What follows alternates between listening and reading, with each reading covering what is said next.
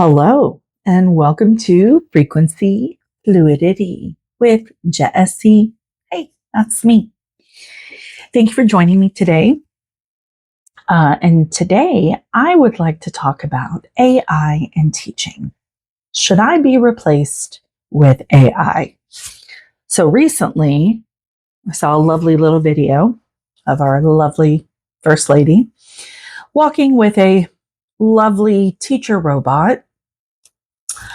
And this is supposed to be the future of our education in America. This worries me for several reasons. So, first of all, let me say I'm not bashing AI, okay? As an educator, I have learned to utilize AI in a way that works for me without like overusing it. So, for example, I use it when I'm lesson planning to help me break down. I use it as an educator to break down the TEKS, the Texas Essential Knowledge and Skills. These are the things that we have to teach our kiddos. And I also have used it to like create visuals that go with something. I've also played around a little bit with like a cartoon avatar or something like that, right? To try to, get engagement with my kiddos. But overall, I don't use AI a whole lot. I'm not bashing it. I understand that we need to learn how to coexist with it, right? And work together with it. But this video is specifically about AI and teaching. So I teach third grade. I've taught third grade for about 12 years. So that's where my base of knowledge is. I've also taught second, I've taught fourth, and I've taught pre-K. But the majority of my years have been in third grade. And the reason that I really, really love third grade is because this is the first time that they're having to take a test, a state test. And I feel like I'm really good at preparing them for it in a way that calms their nerves and puts it in perspective and, helps them just focus on showing what they've grown in, right? So I want to talk to you about a couple of things that I feel that I teach as an educator that I don't think AI can teach as well as I do. But I want to hear your opinion. Do you think that teachers should be replaced with AI? What are your opinions on this? Because we're going to have to embrace it on some level, right? I mean, already in our classrooms, we use Chromebooks way too much. We use programs there to track the data for the kiddos to be able to look at. And I can see the value in those programs as far as looking at growth over time and using those for, targeted instruction on specific areas where they need to grow. But over-reliance on technology is a problem right now. And these are the things that I'm noticing in my classroom that are worrisome to me about our future generation. Okay. So, number one, growth mindset. I feel like I teach them growth mindset, which tells them that they're not in a fixed position, that they're always working to grow, that baby steps are going to get you there. You don't have to meet the huge challenge right offhand, but if you make those small, impactful steps, you'll get there. And the aha moments are, I love the aha moments. This is like my favorite. Okay. So anyway, growth mindset. I feel like I teach that. I don't know if that's something that AI can really teach our kiddos. I mean, don't get me wrong. It can be programmed to teach them that, but is that something that they're really going to be taught by AI? It's just something to think about. Okay. Problem solving. AI can walk you through a problem and it can give you step-by-step directions on how to solve the problem. But that's a shortcut. That's a way to double check yourself. That's a way that if you're struggling with something, then you can use it for that way. But many of our students are just taking the question, loading it into ChatGPT, and spitting out the answer. So they're doing none of the work. They're not problem solving. In addition, they're not problem solving in their academic life. They struggle to find things. They struggle to remember the information that you've given them about where to find things. They struggle with consistency. And like when they get to a point, they're like, I'm done. Right. Sometimes it's even just looking at it and it's too overwhelming for them and they just shut down. So I feel like I really teach them problem solving skills. How can we make this accessible? Because this, you're going to have to do this, right? You're going to have to learn how to solve problems. Gaining confidence. A lot of my students start out very insecure in their abilities, and I spend all year long pumping them up. I encourage their critical thinking. I encourage their discourse. I encourage pushback. I encourage, all of the things because I want them to grow in their individuality and grow in their voice. And again, I don't think that that's something that AI is teaching. How to be part of or to lead a team. There's different roles to play when you're in a team. Sometimes you're this role and sometimes you're the leader. And I present them with opportunities to do both of those things and to reflect on how they did with those things. I don't think that AI is necessarily trying to teach our children how to be leaders or how to be part of a team. I don't think that's happening. Critical thinking skills, that's going to be something that you probably hear me say all of the time because it is probably the thing that is most concerning to me, along with our reading levels as a society.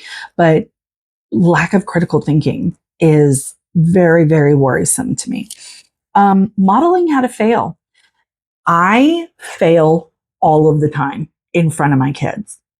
Sometimes I fail on purpose. Sometimes I fail just because I'm human. And you know what I do? Every single time, I laugh about it. And then I regroup myself in front of them and I say, okay, let's start all over again, right? I don't catastrophize. I don't belittle myself. I model how to fail gracefully because you're never going to succeed if you don't fail, right? You have to put in the effort and fail sometimes. And that's okay. Like it's part of the process. Okay. So along with that, I feel like I teach a lot of emotional regulation and how not to catastrophize things, right? Again, like the example I just gave. Like I said in our last video, some of our children are so afraid to fail that they're afraid to start. And if I can get them to start, and if I can get them to gain confidence in who they are as an individual, that's what I'm trying to raise. That's what I'm trying to help raise are individuals, not cogs in a machine, not people who can be controlled by being told what to do, but critical thinkers, empathetic, wonderful human beings who embrace their unique gifts, right? And again, I don't think that's necessarily being taught by AI. Empathy, grace, respect while still being an individual, how to create boundaries that are safe for you and respectful for the people around you. And then embracing your own gifts. Again, this was something that I don't feel like that I necessarily had when I was a kid. Don't get me wrong. I love to read and I was definitely encouraged to read, and my mom invested money into books for me. And a lot of people in my life invested in that. But not everybody has that. And I encourage collaboration in our classroom to help each other. Like if somebody can solve something that somebody else is struggling with, I don't want them to hear it from me. I want them to hear it from another kiddo so that it can be in their language, maybe in a way that they understand. Sometimes we have to hear it several different ways before it makes sense to us.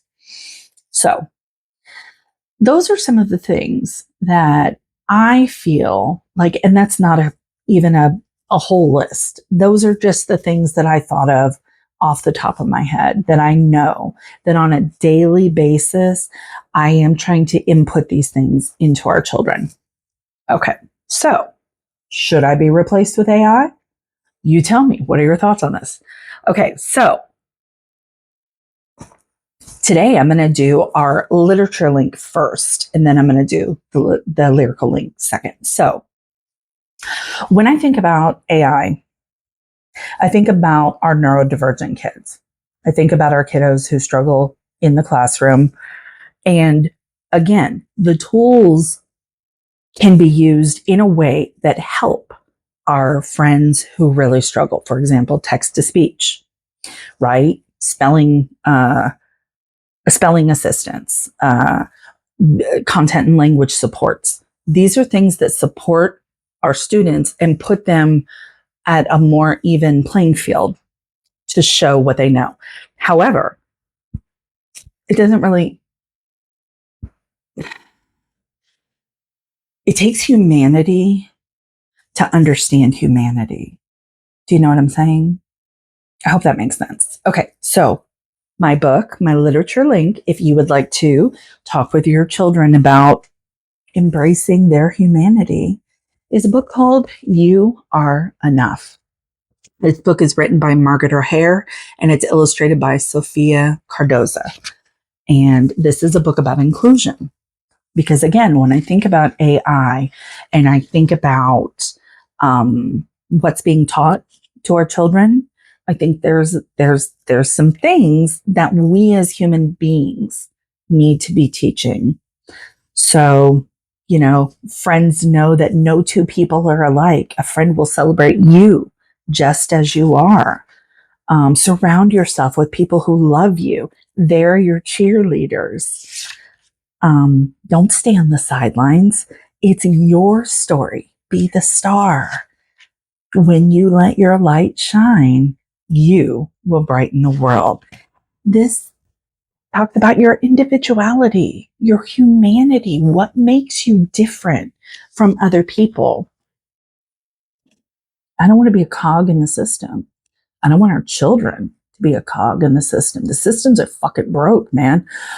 All the systems are broken. They all need revamping. But, you know, that's above my pay grade. Okay, so lyrical links. I've got two. If you're from my era of life, literally the first one that popped in my head was Mr. Roboto by STYX. So I went and pulled up the video and I was listening to the lyrics, and these are the lyrics that stuck with me. I'm not a robot without emotion. I'm not what you see. I've come to help you with your problems so we can be free. And then it's like, I'm not a hero. I'm not a savior. Okay, but that's where it's at, right? Like it's about, we need to help each other. That's what we're here for. That's what humanity is here for. There's so much division and divisiveness right now. And I just want to find a way for us all to come together a little bit. You know what I'm saying? Okay. So then, and then one thing I wanted to point out in this book, while it has beautiful inclusion everywhere, there was only one like semi-chunky chick.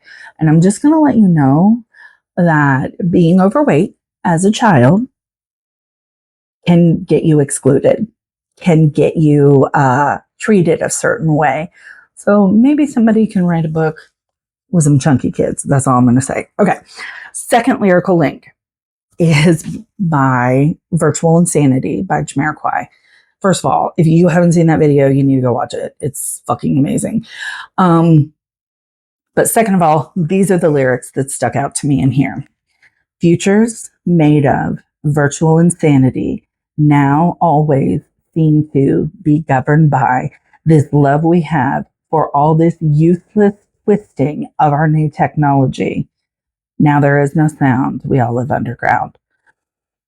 The useless twisting of our new technology.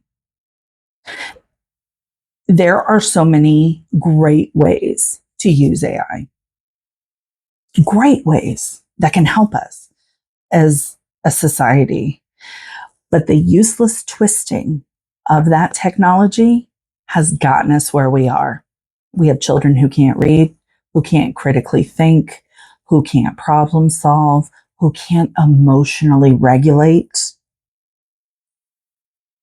Let's work together. Let's try to help heal this generation, right? These kiddos coming up who need it. Let's try to help them. Okay, so until next time, I want you to always remember that you have the courage to be brave and the ability to heal. I'll see you next time. Bye.